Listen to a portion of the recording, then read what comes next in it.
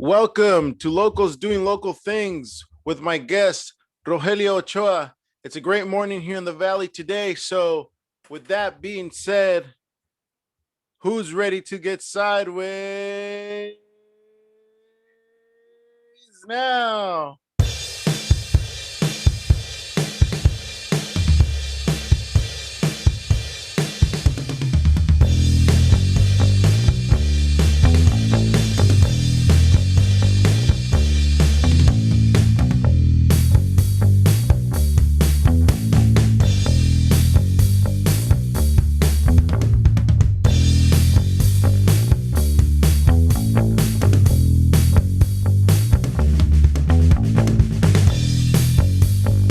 Got my coffee going. Gotta hit 10 a.m. here.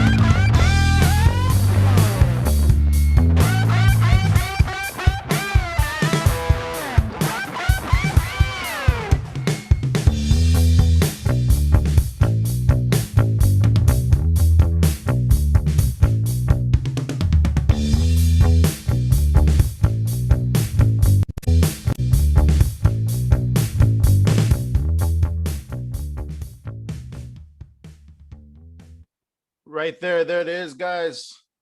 Welcome, ladies and gentlemen, boys and girls, kings and queens, and everything in between. Damas y caballeros, bienvenidos to another series of Locals Doing Local Things. I'm with Professor and Coach Rogelio Ochoa. Profe, can you introduce yourself to the audience, please? Buenos dias, buenos dias. Good morning, all. My name's Rogelio Ochoa. Man, talk about pump-up music. I love it. I love it. Glad to be here, Danny. It's a little bit about myself. I'm entering my 10th year of teaching at Napa High. I teach Spanish, and I'm entering my fourth, almost 4.5 years of coaching, being the head coach at Napa Valley College for the men's program. Happily married, have 2 wonderful kids living here in Napa and staying local. That's great to hear. That's great to hear. Coach, I've been talking to you about this for a while now. I think we know that you're a public figure now. So if you guys haven't seen Rogelio, he's been on the newspaper back and forth simply because of soccer, right?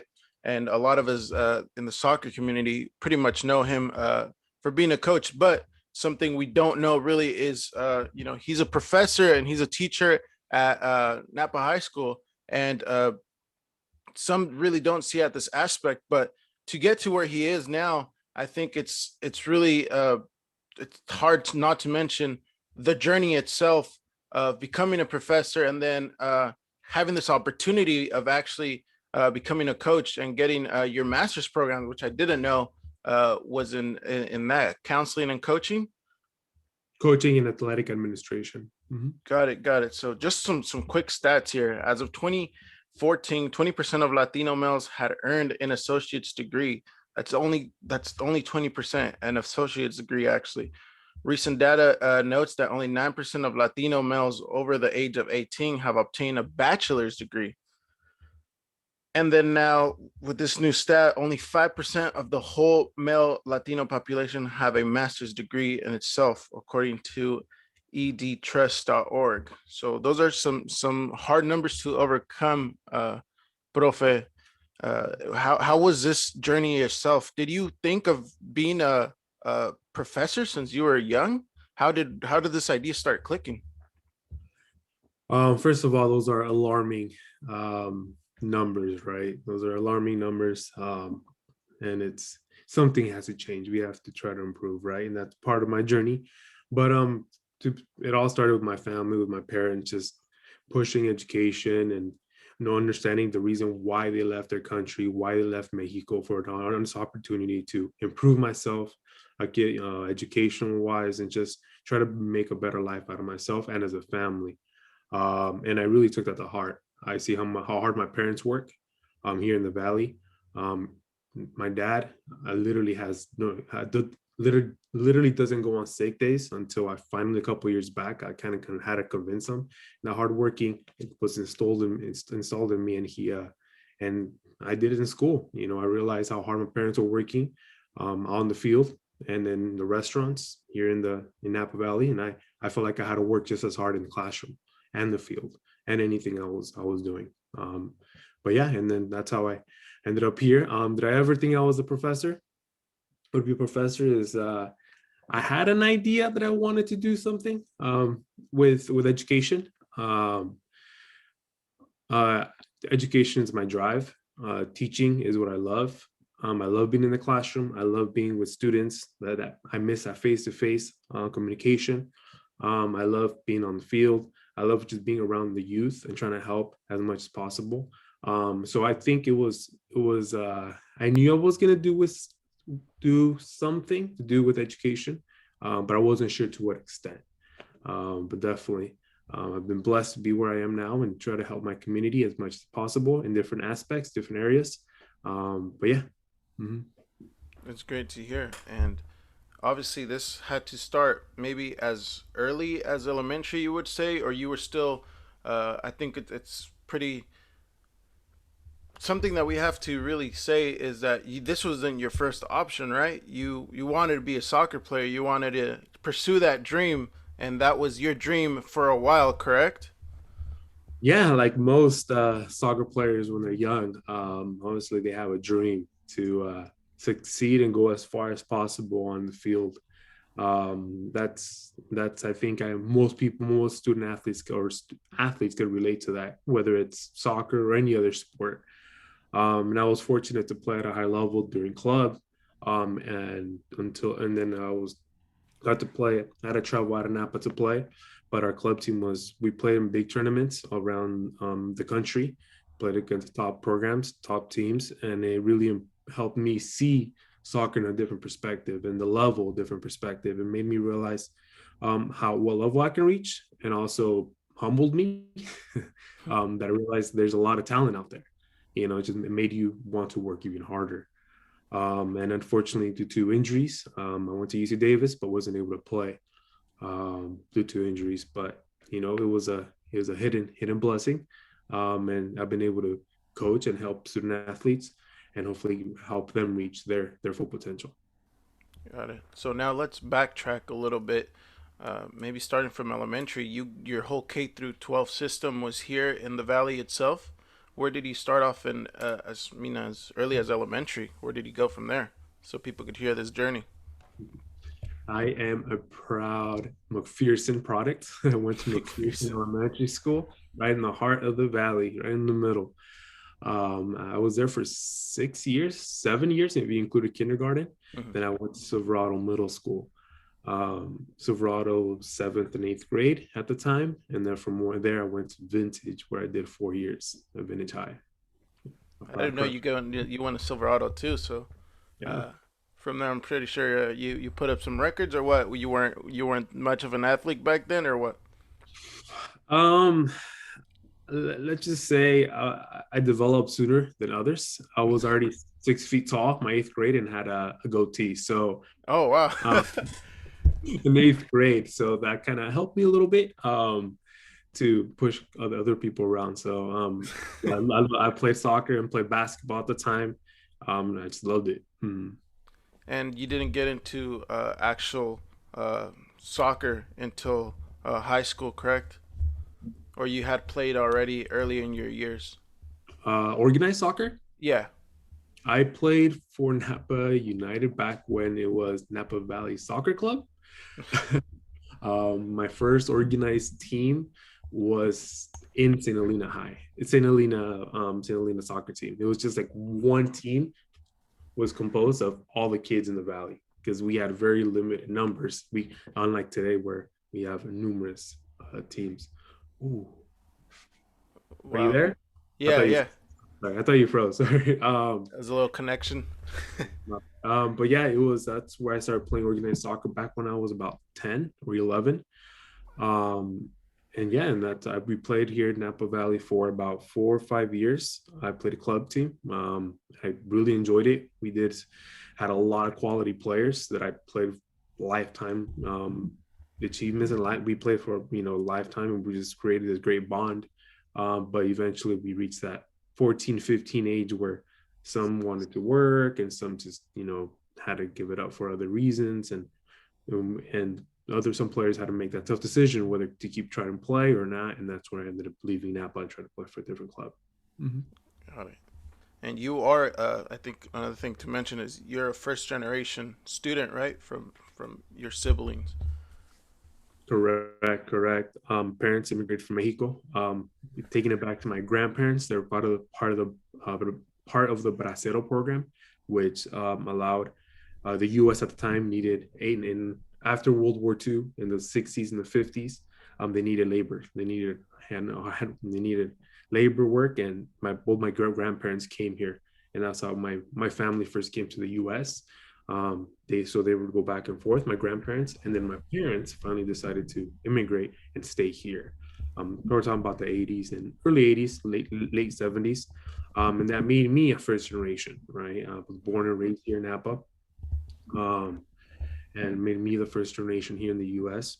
Proud Mexican American. I love my Mexican culture, but I also understand what the US has given me. And I'm really, really happy and proud of it as well. But yeah, because of that, I think I've, I understand the struggles that it comes with to be a first generation, an EL student. It's just understanding me being the oldest as well. I had to kind of pave the way for my younger brothers and my younger siblings and trying to figure it out on my own. To this day, my parents don't speak English, so it's been a struggle. It's been challenging, but it just makes it that much sweeter when when you reach your goals as a family. Mm-hmm. Yeah, and I could closely relate to that because, as I said earlier, we see it as an example that we have to lead the way, and it's I think there's a lot of pressure carried on us. But I think another good question here would be: did that relieve some pressure after you got your master's degree, even your bachelor's? Did you say, "Oh, I'm kind of I'm already I did what I could have done, or I could do more, obviously, but I feel good with myself right now after getting to that level." Again, my parents really pushed education, since I was young. So for me, I knew after elementary school, middle school was next. After middle school, high school was next. So after high school, college was next. So again, because of that, my parents just put me in the best programs possible to succeed and gave me any type of resource that I need, especially my mom. She wouldn't take no as an answer. I wouldn't get it in a program. Boom, she'll try again. She'll try again. So I'm very thankful that even though couldn't speak the language, they didn't understand the educational system. They really pushed and would try to find out what best programs were best for their kids. And that's what led me to get to Davis, get to UC Davis. And I was there for 5 years where I got my bachelor's in education, ethnic studies, and Spanish. And I knew I couldn't go back to Napa without a job.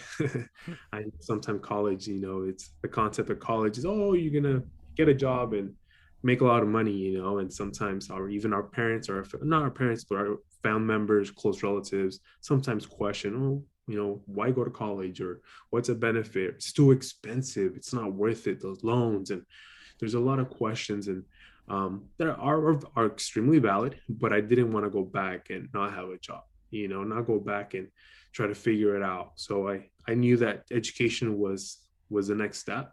I kind of already had an idea. That's why I got my bachelor's in education. So I went to Sacramento State for a year and got my teaching credential, and that's where I met my beautiful wife.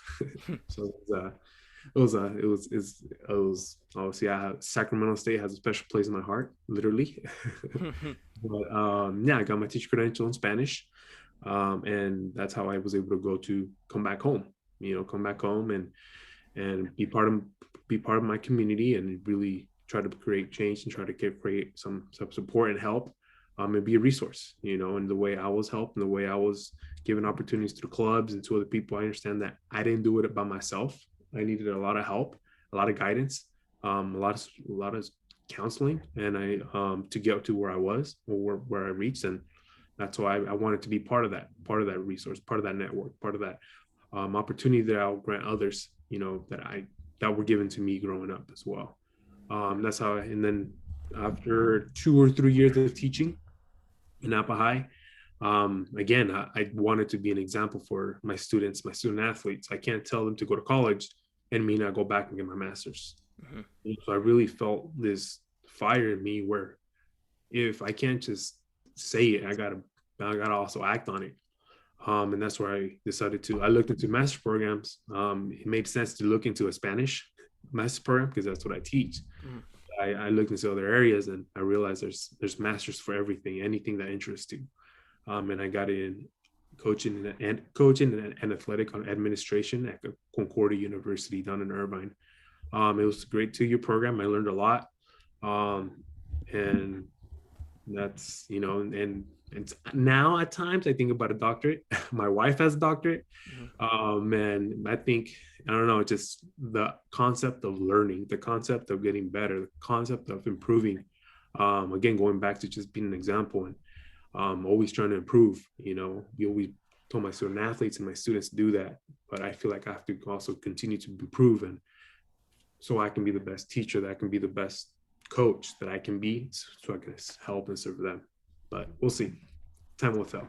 And backtracking, you graduated from your master's program in 2010, was it, or Uh, 2000? yeah, you're gonna tell my age here. My bachelor's, I graduated in 2009. 2000. Yeah, and then I finished Sacramento State 2011, and I got my master's 20 at the end of 2014 or 2015. I have to check on that.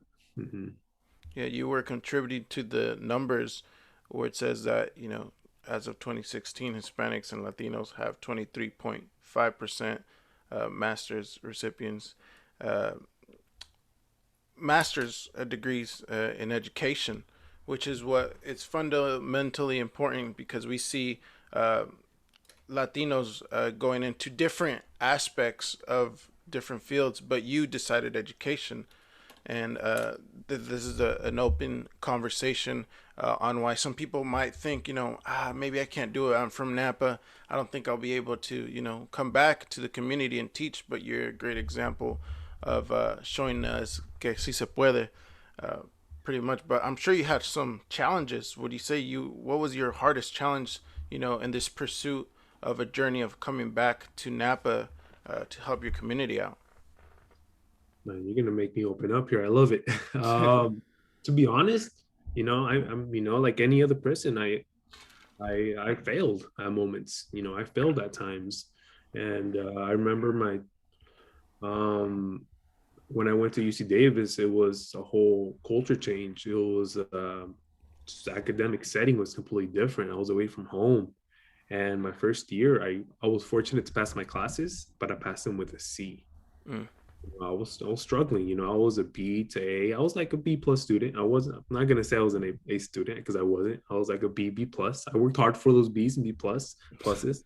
When I went to Davis, it was just complete different. It was different. My studying habits, just being alone, being away from home, not being able to play soccer due to injuries. It kind of all kind of just melted together, and I was fortunate to pass my classes my first year, but beginning my second year, I got on what's called academic probation, which means I failed a class or two and my GPA went below 2.0. So they give you that letter that tells you if you fail more classes this semester or this quarter, because you Davis quarter system, you're gonna get kicked out of class, kicked out of the institution, kicked out of the university, and that's where it kind of clicked for me. It hit me in the face, and I had to buckle down, because I didn't tell my parents at the time. I didn't tell anyone except my close friends.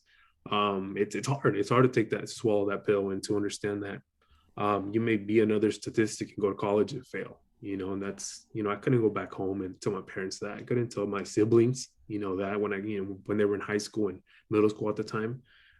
So it was a struggle. It really was. But because of that experience, because of that scenario, I became a better student. And my grades after that were B's, back to being B's. I got 3.0s, I got 3.5s. So my grades improved tremendously. But if it wasn't for that situation, who knows? Maybe I stick with B's and I don't get far at Davis. But yeah, that was one challenge that sticks with me in my head, and I like to share once in a while.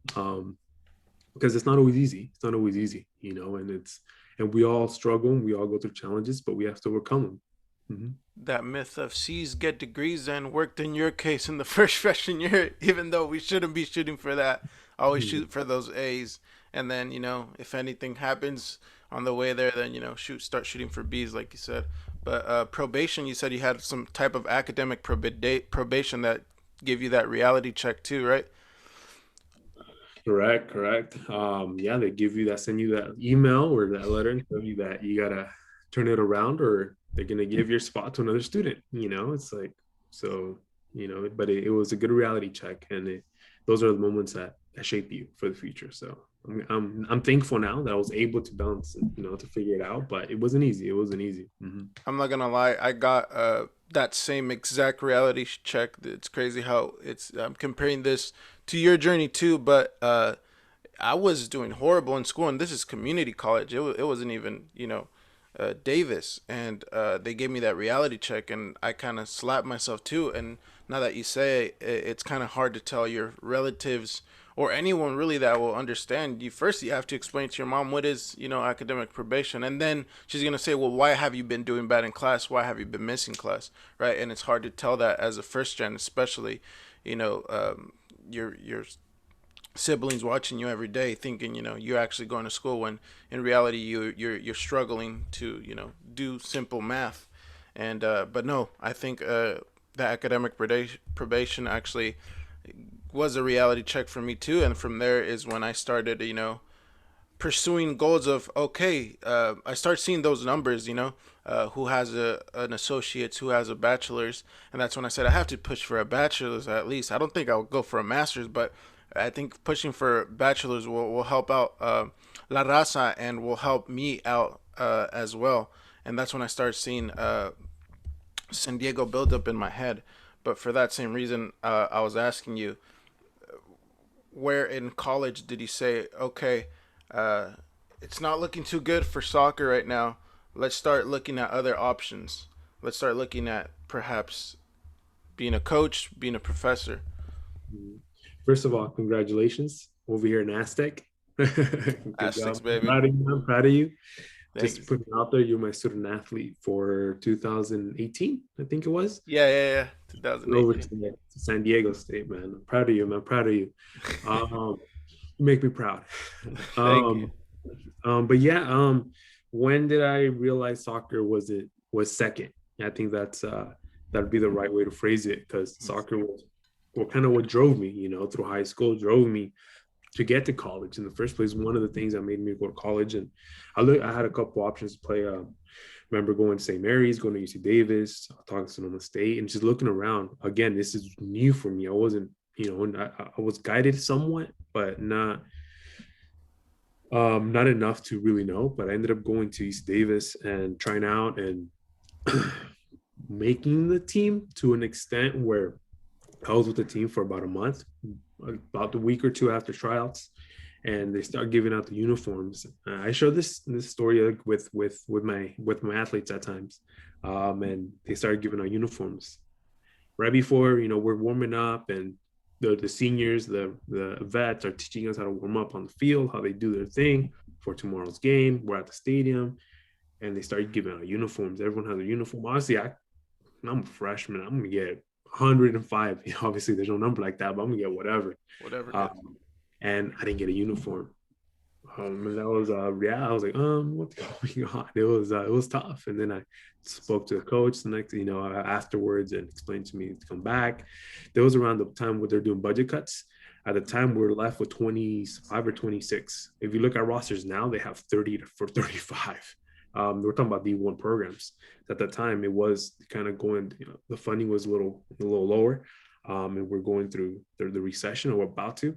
And yeah, but then after that, I came back my second year, worked extremely hard. I wasn't going to take no as an answer. I remember running, doing double days on my own, and just really pushing myself. What I didn't know is that had a fractured foot at the time, a hairline fracture, and me pushing, Mm. pushing. 2 days before tryouts, cracked. I felt it. This is my second year at Davis, and it was tough. That was after, it's not easy, and I think every student athlete or every athlete goes through something similar, through injuries, through struggles, and it's not always easy. It's always that mental aspect. You got to be strong. It's not just about the game, but recovery and injuries and academics and life, and it's not easy. It really isn't, but you have to be really strong-minded. So after that struggle my first year, I come back and I felt really stronger and better, and I wasn't going to take no as an answer, and boom, I had an injury at the wrong time. So that keeps me off my feet. I can't play. I'm on crutches for about 5 months. Because 3 months went, a doctor cleared me. I'm good to go. I start running again, and it cracks again. The same hairline fracture cracked again. This second time around, they put a metal rod in there, so it wouldn't crack anymore. So I was out for 6 months for the same injury. Gained a little pounds here and there. I mean, stopped playing. I was on crutches, and that's when I realized that I think I'm gonna do soccer second. And I focus completely on education, completely try to help out the future. That's kind of when I realized soccer was going to be a fun activity for me to stay healthy. Something I still love and I still try to play as much as I can. But I realized that it's gonna come second, and I was gonna focus on that was around the same time my grades went down. It's Okay. when I was an academic probation. It's all kind of goes together. I failed my classes when I was on crutches, so it just shows that it wasn't easy. At the time you don't have many people to really communicate. Like you said, you kind of keep it to yourself. So it was struggle, but again, it just made me stronger at the time, and that's when I shifted my focus to focusing on school and academics, on what I want to do for the future, how I want to help out my community, and that's what kind of that was a big shift for when I went from focusing on soccer completely to just more to academic and my future. Yeah, those injuries are very unfortunate, and like you said, they put us to our test everywhere, mentally especially, because we want to keep pushing and we want to keep going, but we're struggling to balance other things in life. Because at our age, around our 20s, we start thinking about our work, and do I want to make money over playing soccer? At least for me, are my grades more important? And so I understand that is a really hard situation, and especially if you already had that feeling, you were in the dressing room, they're giving out shirts, and out of nowhere they pull a Jordan on you, Michael Jordan, and you're like, where's mine? That's a tough one right there, and I'm sure that's something you're gonna live for, but at the same time, it's something you motivate, like you said yourself, to others. And soccer's still a pursuing this, or a big force in your life that I'm sure, I mean, you have a couple titles under your belt now, and I'm sure it was all because of your earlier years. Um, Talking about soccer itself, um, after you finished your graduate program, did you know you were going to come and become a coach here at the JC, or did you say, I'm just going to shoot for high school coach right now and then see what happens later? Um, I don't think when I graduated from my teaching credential program, I didn't think I was going to be a community college coach at the time. But I just try to, what can I say? I wanted to go back to education, and knowing that I was so passionate about soccer, I wanted to continue coaching soccer. So even before I coached for high school, I started coaching club. I started my first club team. It was here in Napa United with U9s at the time. So I started with learning how to tie your shoe, learning not to pick grass while you're playing. You got to get the full experience. Yeah. And then a year after, I was offered the position to be the Napa high coach while I was already teaching there. But I just, at the moment, you got to be in the moment. I don't know what opportunity I may have in 2, 3, 4, 5 years from now.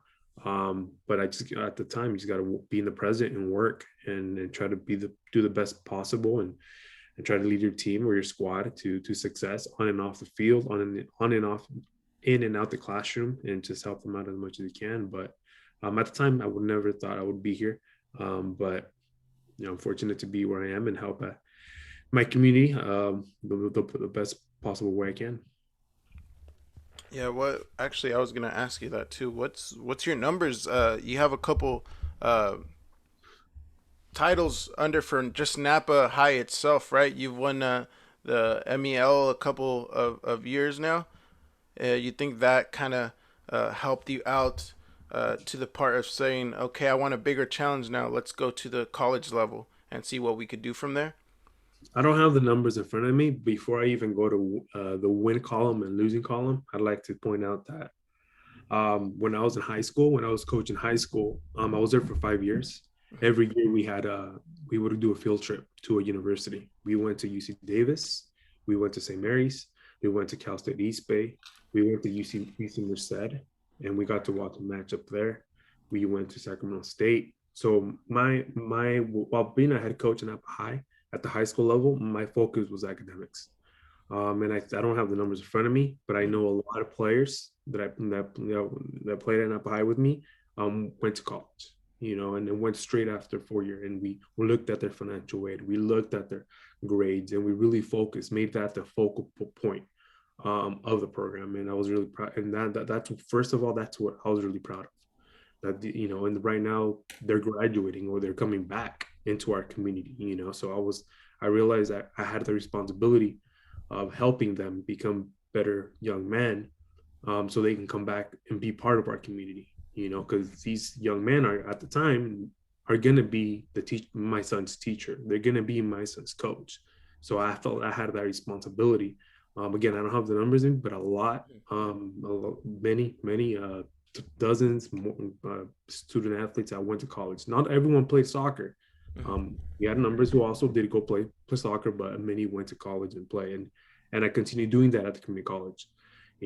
As like you're the example. That after playing for the community college in Napa, the motto is start here, go anywhere, and it really is that. And you started at Napa Valley College, and now you're at San Diego. You're an Aztec. So before I go into the win and loss column, I want to understand that was my focal point. It still is. But yeah, and when I was coaching Napa United, the club, we were really fortunate to. I started with a silver. We went from silver to gold to premier, super premier, and I got all the way to NPSL. So that was super exciting. From U9s to like U15, we added players and we had a great, solid group of guys. But then at the Napa High level, I was there for 5 years, and we were fortunate to win the MEL, the league championship, MEL championship. Conference was 2015, I believe. I'm gonna have to go back to that. After I stopped playing for Vintage, obviously, right? That's when you got started winning. Thank you. Thank you for making them, for allowing it to happen. I think it was like 2015, if I remember correctly, or 2016, one of those 2 years. And we had a really good run in sections. We lost to the defending section champions, and we lost to the undefeated champions, and we took them to overtime, 0-0 at their place, and they scored literally on the last minute. We're already setting up for our goalkeeper sub and ready to go to PKs, and it was looking solid, but things didn't work out. But again, it was a really solid group, and we made playoffs every year, which was a great accomplishment of mine, to make playoffs every year. And we made the second round 3 out of the 5 years, which is not easy to do. But yeah, we made Napa very competitive within our conference and within our section. So I'm really proud of that. Then I went over to Napa Valley College, a program that has a lot of potential, and it still hasn't reached its potential. We're still improving. We're still trying to improve every aspect of the program. But yeah, I've been there 4 years. We didn't play the season due to COVID, but the first 3 years we were able to win the conference, Bay Valley Conference. So that was super exciting. And now we're trying to improve in section. So we're one of the top 16 programs in NorCal. And we made playoffs every year, and we're trying to get past that first round, past the second round. So we're getting closer every time. We're getting closer, and I'm sure we'll reach that, sooner rather than later. Mm-hmm. Yeah, we're making it sound like the selección, we can't get past that 5th game, but in this case, would that be your end goal at the JC? Is can we get to what's the highest level you could possibly? What do you imagine yourself as? For me, if I was a coach, I would be like, oh, I want to go to to nationals, to the furthest I could possibly be. And but sometimes we got to be realistic with the teams that we get, because like you said, for community college, we don't get to pick a player from here, a player from there. You work with what you got.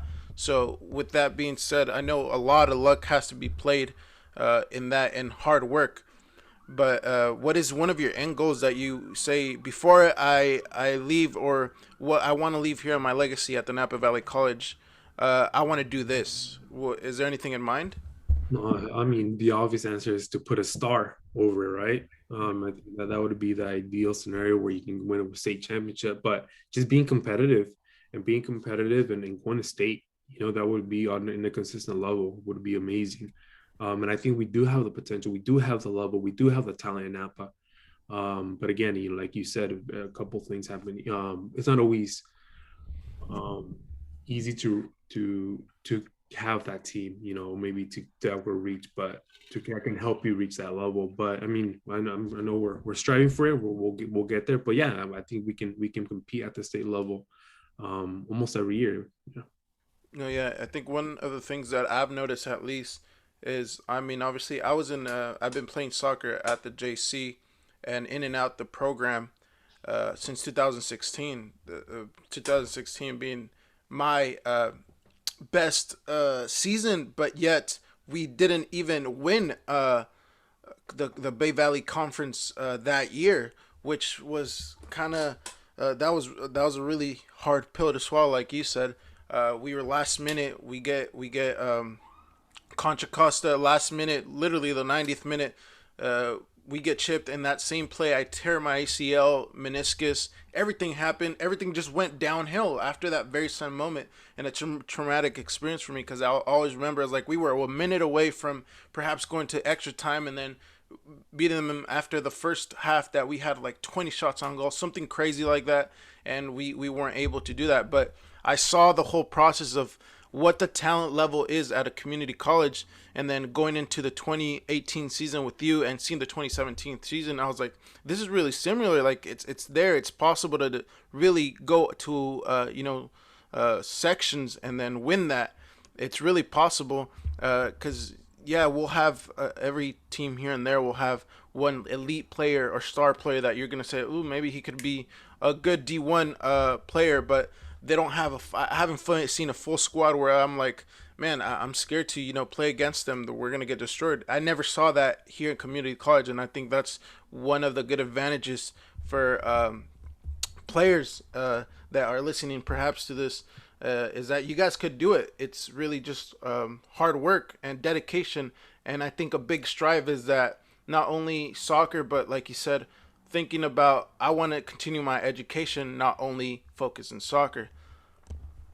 Absolutely. No, the community college is a great opportunity for various reasons. First of all, um, if you go to Napa Valley College right after high school, you're part of that promise, the promise plan, which means it's free for a year or two if you Mhm. continue. So I hear this all the time that school isn't for me, that I don't want to go to school, I'm not sure. But if you go after high school, you literally get a free trial. You can kind of think about it that way, where you can go test it out, check it out, see if it really is for you. How can you say something isn't for you if you don't go? If you don't try it first. And then second, it's a great opportunity for you to see and play a different level of soccer. Players that play club all their life, that's awesome, but you play against people your age the whole time.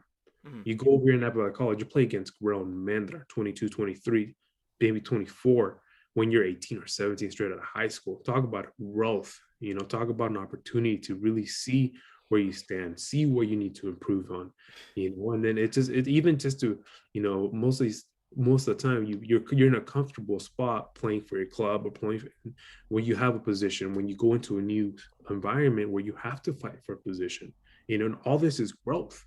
It's growth for this student athlete to improve, and that's how we got this last year alone. We pushed 3 players to play at a 4-year university, and they've improved tremendously and they've reached that potential. Now they're going to redo it again. It's a whole different environment where they have to fight for a position, and improve. But I think that's the aspect we're really fortunate to have a community college in our backyard, here in Napa. So many people around the area got to make the drive in here. And again, it's not too far, but sometimes traffic can be tough. But we have this great opportunity for young men and all athletes. The women's programs are improving tremendously. You coach as well. Sure. It's a great opportunity. I think your sister played over there too, so Correct. you can speak about it. But yeah, it's a great opportunity for student athletes to continue playing, continue their dream. It's just, playing at the community college is competitive. You're playing against competitive players that are there for financial reasons, academic reasons, family home situation. Community college doesn't mean that the level is lower. Some people have that perspective. Oh, community college level is lower. No, community colleges can beat D2 schools, some D1 schools.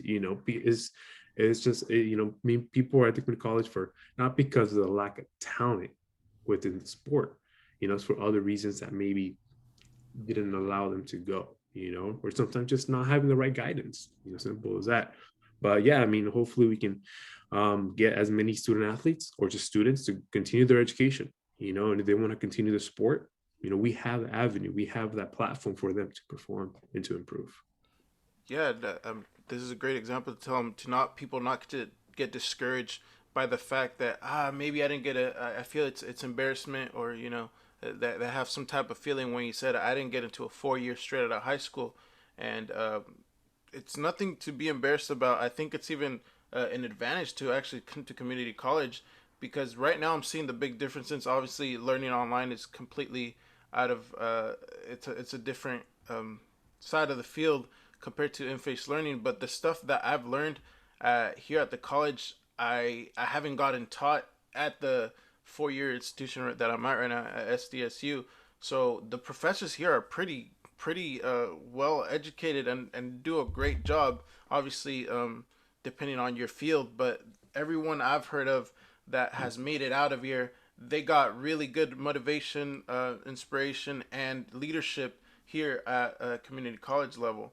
So if you guys can't make it, obviously straight into Berkeley or whatever, take this path. Take us, for example, take this path, and then jump to that. Learn what you need. Get that Costco sample, like Coach said. Of if you don't like it, try it for 6 months. It's not gonna. You have a whole life ahead. Try it. Try to get leadership or mentorship to get that extra push. Because I'm not gonna lie, it is hard. You need more than motivation. You need tutoring. You got to be there. If school's not for you, you got to adapt yourself for it to be there. You got to sacrifice a lot of things. I know I sacrificed a lot of things, but definitely take this avenue if you can't go straight into a 4 year institution. But coming a little bit out of topic, I had a 29-year-old as my captain my 2016 season, Pepe. And he's a great example of saying, I'm 29, but I'm here still, and I want to continue pursuing my career. And there's a lot of people like that at community college. And like you said, when they play soccer at that level, you're not playing against 16-year-olds. Maybe you're 18-year-olds. You're playing 29-year-olds like Pepe that they're playing in because they're seeing a future in soccer. So they don't care if they're taking you out. So that's the other aspect of that. But I would want to ask you as well, do you see yourself uh, getting an offer into maybe a professional soccer team in the future? Besides, I know 1839 was a gig you had as well, but let me see, MLS maybe, anywhere close by. Is that a dream ever that has popped into your head after these years of coaching? um Obviously, if opportunities arise and then they show up, we'd have to analyze it with the family. First of all, the family comes first, and priorities kind of shift a little bit. I did my schooling, I got my master's. Now I have a 3 month old at home, and it's just kind of, I'm focusing a lot on my family.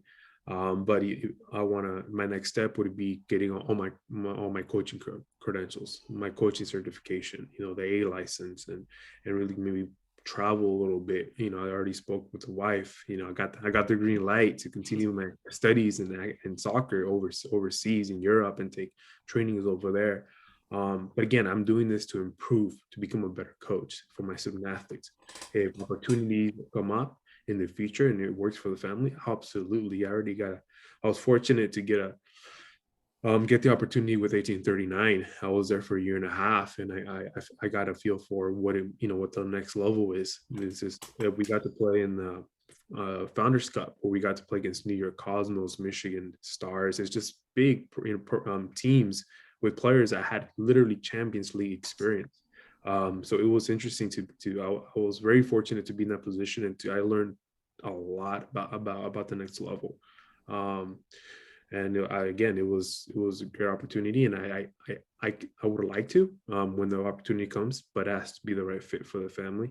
But I love what I do right now. I love working with young men. I love working with their academic side as well, and just trying to shape young men, and just push them and help be that stepping stone from community college or from the high school to college, and the to community college over to a 4 year. Yeah, you played my Chivas and you played America as well, right? Yeah, I'm sure that's an experience you're not gonna forget.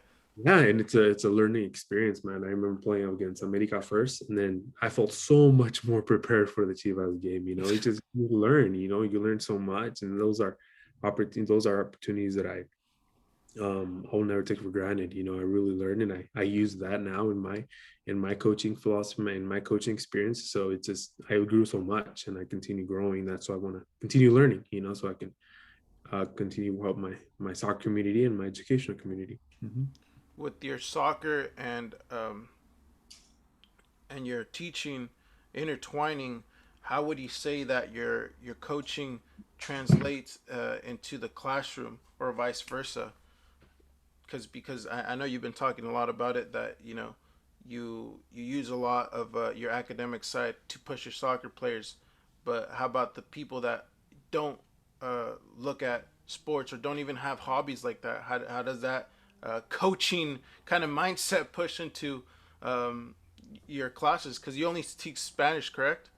Correct. I teach Spanish in high school, and I taught Avid for 4 years. So that also helped. Avid is a program which supports for usually first generation students to go to college. So we give them extra resources, extra support. We went to Avid, what our Avid trips. So we went to universities all throughout California, SoCal, and here in NorCal, just so they can get those opportunities, and a lot of them, and we help them through the application process to go to college, then to get into college, and the financial aspect as well, which is always a big topic. Who's going to pay for it?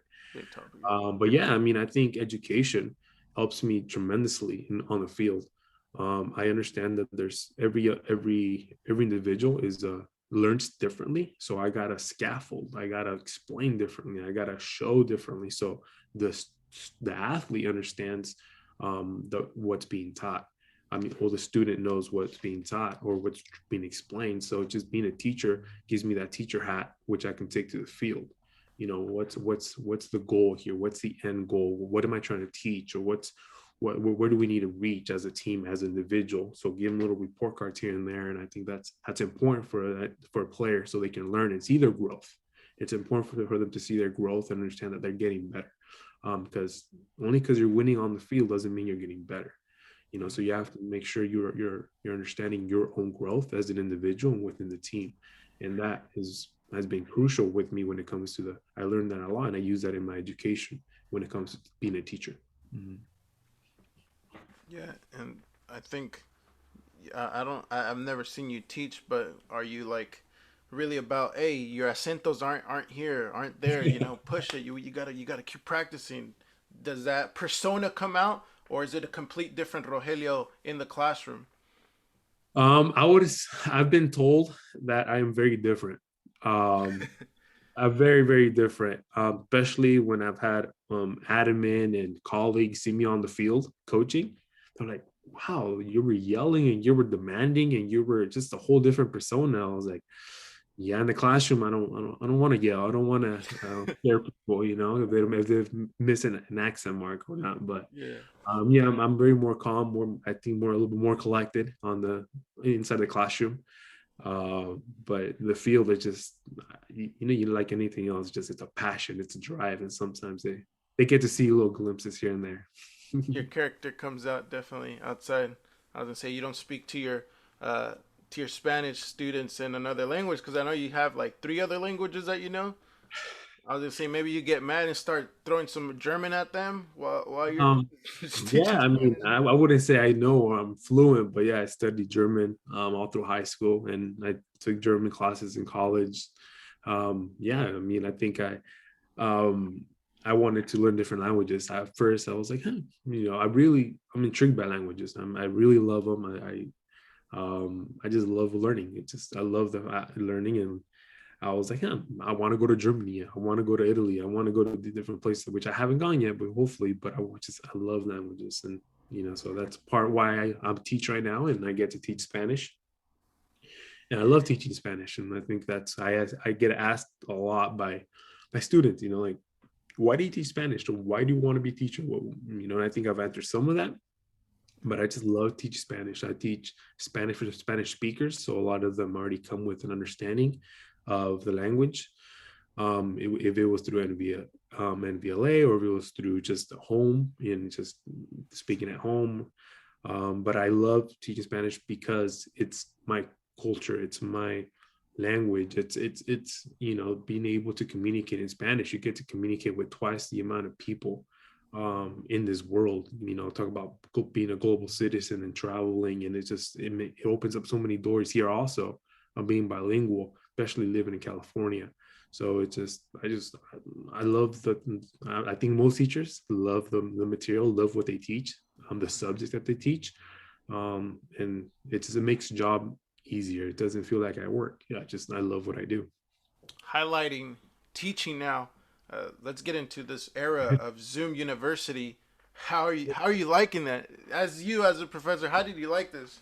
Welcome to my classroom. I know a lot of professors have been saying that this sucks. Obviously, for me, it sucks. Yes. Um, could we do we have to adapt? Yes, but do you think we could keep pushing for another year of this? Obviously, the sooner the better. But what are some challenges with this Zoom going on? Obviously, I like Zoom because of this. Because you're in your place, I'm in my place again, and we're able to do this. But I would prefer, have a little Joe Rogan podcast series where we're in the same building and we're talking again face to face. But what are some challenges that you received in this day to day compared to when everything was fine? And you had 30 students in the class. I think we talked that you have what now around 5 to 2 in the classroom. Yeah, no, I mean, this teaching via Zoom has been a challenge for the teacher, for the admin, and the student, especially the student. It's been extremely challenging. It's new for everyone. But as a teacher, I miss that one-on-one interaction. I miss walking around the classroom. I miss having those side conversations about life, about their sports, about their activities, about what they're gonna do in their activities, extracurricular activities. They're just getting to know the student, and I think that's what I love doing, and I think that's what creates that great bond between a teacher and a student as well. Just getting to know them, and being in Zoom makes it a little tough. Um, you don't always get everyone that shares their screen, or everyone participates, and it's completely understanding because I put myself in their shoes. If I was in high school during a pandemic, I would have to, as the older brother, I would have to babysit. My parents would be at work. I would have a younger brother who's 10 years younger than me. So at the time, for would probably be 6 or 7. Just so many more responsibilities go on the student. And as a teacher, we're understanding of every home situation, and we want to help the best possible way every student that we possibly can. But it's been a challenge. And as a teacher, I had to literally learn how to how to teach again. So I know the material, but the delivery had to be completely different. The apps, the platform. How am I going to engage students? So they don't get bored out of their mind. And it's been a challenge, but because of it, I personally feel like I've grown because I learned new aspects or new ways to teach. So I can't wait for many reasons to go back to the classroom and try to teach in a normal setting, because now I have more resources, more tools to teach as a teacher. So it's only made me grow. It's been tough. It's been challenging. Like I said, we had to figure out how to teach again and how to deliver. But I've grown a lot, and this is my classroom. This is where I teach, the corner of my house, right? Got this nice flag back in the background. Meaningful flag, which I always tell my students. The flag was given to me by one of my colleagues / teachers. So he was my second grade teacher at McPherson. I'll say his name, Mr. Barco, Steve Barco. He was my and he was my colleague. He taught Spanish in my department, so um I was fortunate to work with him for about 2 or 3 years before he retired. And I always bring up that example or his name because he was my first and only male teacher until high school.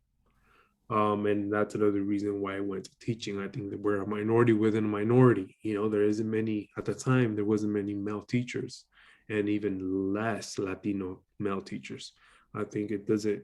Our staff doesn't represent our student population, and I think there's a big need. So we need more teachers in the classroom that from different backgrounds. So if you want to be a teacher, Danny, knock yourself out. Yeah, I was gonna mention that too. That's one of the things that you would have to highlight. Was there any professor or teacher that kind of gave you that force to maybe I want to be him one day? Would that be the guy right there? At the beginning, just because he was the first male teacher, and realized because at the time it was just females. Nothing wrong with that, but Hmm. now you start thinking it's just a female job, and maybe it's not for us. But yeah, I love this classroom. I love, and there's a saying that just you don't remember what your teacher teaches you, but you remember how you feel in the classroom. Yeah, I felt safe. I felt comfortable. I felt myself.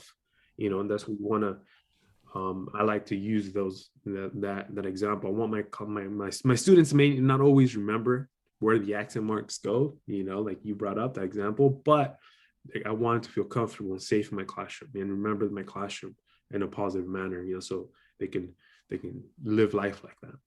That's really But important to highlight too, because here in the valley itself, knowing I went through some kind of experiences where some teachers kind of would push you like, oh, you're only gonna get to high school. They kind of had that mentality at times, and that's another thing that I would wanted to prove myself is no, we're gonna get out of high school, we're gonna graduate and go to college, but I'm sure not everything is pretty. So I don't know if you had some of those teachers where they would look down upon you, but I think it was more on the contrary side that I had some teachers that gave me inspiration from the K to 12 series. There's one or two I could pick up elementary, high school, and middle school that stuck out and really kept motivating me for education.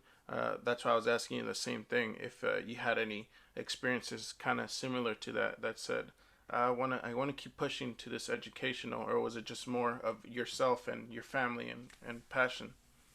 no, it takes a village. We've heard of that before. It takes a village to raise a child, and uh, yeah, my parents really push education, but I was surrounded by great mentors, and I think I would have to get. I was really fortunate to be part of what used to be called Upward Bound. It was a program stationed at Napa Valley College, where where they helped you through high school, tutoring resources. We did college trips. We did residential dorms. So we stayed in a week at Dominican College, St. Mary's College, and it just they helped me grow a lot, and it made me realize what it took to be a college student. So that everyone involved with Upper Bound, unfortunately, it doesn't exist anymore in the Valley. Because of funding. But that was a really good program that really kept me focused and really showed me the college view. But yeah, I mean, if you want to highlight, I think I had more positive than can't remember many negatives from teachers. I think I was a good student. I think I was a understanding Mm, student. So you're I in the think front that row taking notes and everything. no, I'd say Okay, middle on the side, so I can have a good view of the whole classroom. You know what I mean? Just kind of post up and just make sure I can see the whole view. midfielder But setup. there you go, up in the midfield like always. But yeah, I remember coaches and teachers always supporting and helping me out. I remember one thing that stuck with me though as well. I remember my JV coach my sophomore year. He's right in Mr. Marcus, Brian Marcus. I think he's a principal over at Valley Oak. And this was Um, at Vintage before. he's at Vintage. He has my playing JV. He he he went to my classroom to observe. He went in. Sometimes within district, you have teachers that kind of go to different schools just to observe and learn. And just so we can become better teachers. And so we go and observe other classrooms. Anyways, he came in with a group of 5 or 6 teachers, and they were observing my classroom. And he when he was leaving, I said hi to him because I have a lot of respect for him, and he helped me a lot through when I was a sophomore. He then reminded me, or he showed me the picture and said, look, take a look at this picture. And I looked at it. It was our JV squad. And he said, every single one of these students went to college and graduated. I was like, that's unheard of, for any program. Like every single one that I went through it. And he's right. Everyone in that squad went to college. Everyone graduated from college. So it's exciting, that he can say that, so that I guess that's where my drive comes from too.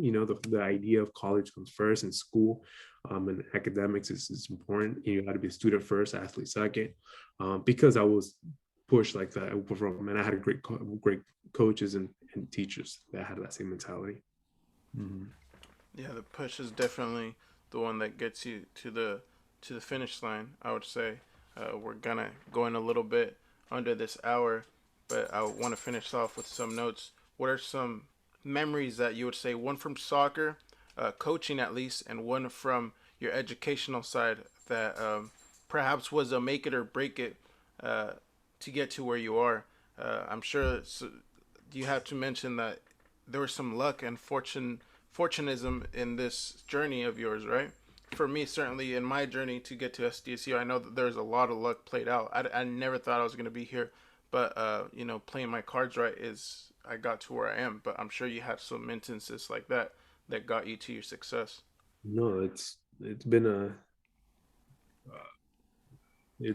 I've been blessed to be surrounded by so many people that have the same mindset, same mentality. A lot of student athletes and students that I grew up with right now went to college, graduate from college, are within our community and play big roles in our community. I think you're a product of the environment you grew up in, and I was really fortunate to just have that. Like the JV squad, it was an example. You surround yourself with people that are doing well in school. Most likely, you're gonna do well in school. Mm-hmm. I was really fortunate about that. But just highlighting one aspect, there's no better feeling than graduating from college. For your parents, for everything they've gone through, all the struggles. There's nothing compares to graduating from college. And just saying, here, this is as much mine as it is yours. I think that would be my number one up there, and then just continuing and improving. But when that would definitely be my academic side, just graduating from college and doing it for them, as much as for me. But on the soccer, there's so many, and they keep growing. I've been really fortunate to just coach really good athletes and really good individual men, and we've had really good squads. And if just obviously the ones that would come to mind is just when you win league titles and when you win really important games or last minute games where it's amazing. I can highlight 3, 4, 5, and I could hope I can continue highlighting more in the future. But just my one that would definitely be up there would be my first title with the college. I knew I was gonna just point it out. president I was just gonna point it out. just going into a new program, a new position, and being a coach of everything was new. I was learning as I was going, and I was trying to be the best coach I could. Not knowing everything because it was my first team, my first year, and we were fortunate to go 8-0. I just needed a tie, just needed one more tie, and things got complicated towards the end. And we lose a game, we're 8-1, and now we have to win the game. And we're down, and things aren't going our way. We get a red card, and it's like, having the title again, and I'm sure you probably felt, oh, here we go again. What happened 2 years ago? Same thing. And Exactly. no, and we turned it around, and we made it happen. Yeah, like you said, a lot of luck is part of it, but you create that luck too. You create those opportunities, and that's definitely one of them. And just, it's one that will stick with me. But I've been fortunate to have many of those stories, many of those highlighted moments, through high school and college, but that one's definitely up there. Yeah, and I think we would be waiting for that state championship now, and we're gonna be really close to that. I'm willing to see what these next years bring. As we said, there's endless talent here in Napa. It's just now our players got to pursue it. I know teachers is doing a great job of pushing them to this level, like yourself. But I'm ready for that, and as well as the aspect side. I'm sure you said you're well established here now in Napa. I'm sure you don't plan on leaving anytime soon, and you wouldn't picture yourself out of Napa in any situation just teaching, right? It's kind of hard to get out of this small town where it's Napa, right? It's a small town, but it's nothing compared to Napa. We can't go, somewhere else in the state and see somewhat similar things, the wine, the tourism. It's kind of hard to beat it. So I don't see if you see yourself out of Napa. um, I was born and raised here, and I love my community. I love my town. I've been fortunate to going to college and traveling and getting to know other cities, other states, and just going to foreign countries. You realize that Napa's a good place. It's a good place to raise kids. At the time, sometimes when you were growing up, something that some nights were kind of boring, but Definitely overall, boring. it's a really nice place to raise kids. And again, my priorities and my I've shifted. It's my family come first, and I have a 4-year-old who's going to start kindergarten in August. It's just crazy to think how fast time flies. So just so it's we don't see ourselves going anywhere because of that. Unless opportunities come, then we have to really sit down but we have to my family comes first right now. We have to make sure everything, all of our decisions have to go through the wife and the kids, obviously. It's a whole process. Well, Exactly. I already shift, man.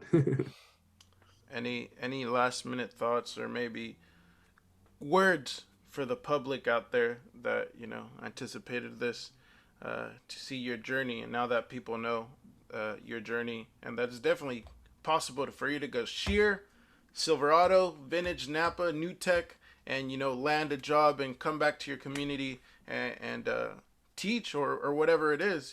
Be an engineer, be a mechanic, and be a bartender. Whatever, come back to the community. It's definitely possible, especially being first gen Latino, even non Latino. I know Napa's growing in diversity, but any last words? No, first of all, I just want to thank you for the opportunity of being here on Sidewayz show. It's pretty cool, man.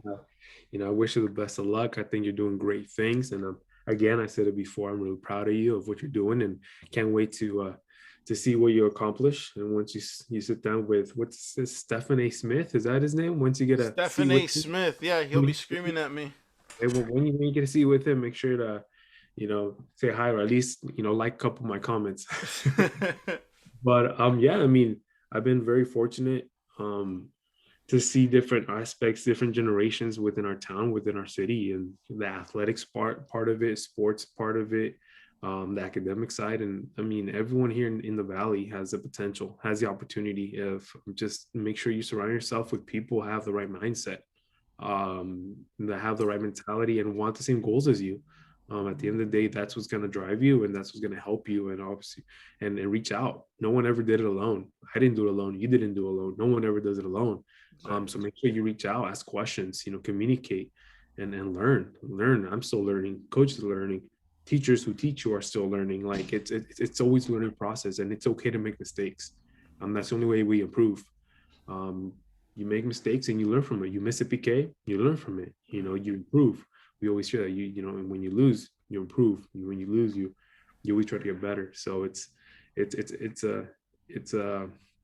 it's an adventure. It's not always gonna be easy, but it just you got to keep working. You got to be you got to put in that work. You got to put in the work, and you were surrounded by so many. I've been fortunate to go to work and coach different clubs. I'd say most clubs in town, and see different high schools and coach and play different high schools. And it's the same community. It's the same community, and we all have the same goals, and we all want the best for every student athlete, every student. And I think the resources are there. We just make sure we as adults, as a profession, we got to try to reach as many students as possible. but the resources are there, and I think Napa Valley is a good place to grow up in. And I think if just make sure you drive, you stay focused. Mhm. Yeah, I like how we actually focused on the matter of fact that you gotta. It's a small town, so you gotta surround yourself with people that have that mindset of pursuing the pursuit of happiness, going for the next step, because you could easily get lost with not the right people, and communicating, getting those resources definitely helps out. And this completes pretty much the first phase of the educators. I'll be bringing on more professors, but we got to start off here in our community and expand out wide. I actually was interested. I still am in becoming a professor, coming back to the community, and I think one of the things I didn't learn in throughout the K through 12 system, which made me think, how could I make someone like myself in my shoes uh, be able to tell everyone else what was the failing in the system, what the system needs. And for me, that would be communication studies. A lot of us don't know how to communicate as well, or try to, or might think we're doing our best attempt, but there's a lot of interpersonal communication tells us that that's where it all starts. Simply sending and receiving a message can make a big difference. And so I want to come back, teach as young as maybe elementary, preferably middle school and high school. But that's something I want to come back and do in the future after retiring, if I do, and come back to the community and help out that way. But definitely, I just want to take the time. I appreciate you taking your time out and coming here, Coach Ochoa, because I know you're busy, and I mean sitting down on Zoom all week. And then coming here on a Saturday doing the same thing isn't the funnest thing, but I'm trying my best here to get a sense of community and holding us together to stay strong. That it's possible with the resources and everything to stay aligned, and we still in contact. And I mean, you could easily said I could have gone and to SDSU and not talked to you at all, but we formed a strong connection, and the same thing forms throughout high school and elementary. You form with people that you say Napa's not that bad. It has its cons, obviously, but we're here to help each other. And as I said earlier in the series, we're here to build a community, and that's what we're doing here. We're helping each other out. Let the haters go down and let the winners win. We need some hate and love balance to make this possible. I'm sure you got that pressure when you're at Napa High, from the vintage side. I know you would hear some screams here and there about the rivalry. But no, yeah, I appreciate you taking your time. A little bit updates. We're cutting down. I've had a lot of females actually mention that they want to come on the podcast, and I've had multiple males. So now we're switching it over to the female side within 2 weeks. School's been kind of crazy for me, so that's why I put the brakes on, and I said if I want to come back, it's gonna have to be with Coach Ochoa. So we're here now. That concludes the series. I think we already concluded the last minute's words, but we'll be seeing you around, right, Coach? Maybe in the fall, spring is when we're kicking off for soccer. Absolutely, absolutely. I'm still here, still teaching, still coaching, still within my community. So, well, I'll see you all guys out there, and stay focused, stay driven during these tough times of Zoom and during this pandemic. We'll get past this, and just try to do whatever you can, and whatever is possible within your means right now during these tough times. But again, thank you, and keep doing the great work. Thank you. Numbers are looking good, vaccine wise, so we're pushing for that. Everyone stay safe, stay positive, and till then, see you soon. Thank you.